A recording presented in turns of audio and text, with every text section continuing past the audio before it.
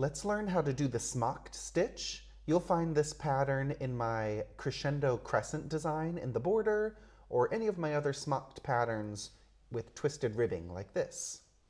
I'm going to show you the smock technique across 9 stitches. The pattern will say smock it or smock it across 9 stitches. It's going to work with 1, 2, 3, 4, 5, 6, 7, 8, 9. So wherever you are in the pattern and it says to smock it, you're going to knit into the space after the 9th stitch. So count 2, 4, 6, 8, 9. Don't go into the stitch, but go into the space after it. Wrap the yarn around and pull it through. And keep it pretty tight. Don't do it too loose like this. Keep it nice and snug. Then knit 1 through the back loop from the left needle onto the right needle. Pass the first stitch on your right needle over the stitch you just knitted. This is the completed smock it technique. And then continue to work twisted ribbing. Purl 1, knit 1 through the back, purl 1, knit 1 through the back, purl 1, knit 1 through the back. That smock it technique represents 1 stitch. So when the pattern says to smock it, you're getting a new stitch as you pull it over. You knit that next stitch through the back loop and pass your stitch over. So the smock it represents 1 stitch, and then you purl, knit, purl, knit, purl.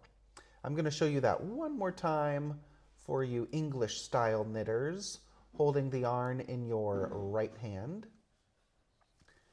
You'll finish by purling 1, and then place the yarn in back, smock it across 9 stitches. Count 1, 2, 3, 4, 5, 6, 7, 8, 9. Go into the space after that 9th stitch. Wrap the yarn around, pull it through. Keep it nice and tidy, nice and tight. Knit 1 through the back loop.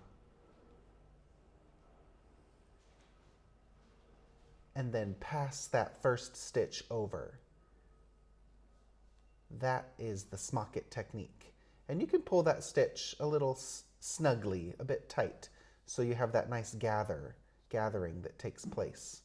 And then continue working your ribbing. Purl 1, knit 1 through the back loop, and you'll get this beautiful gathered detail on the right side of the fabric.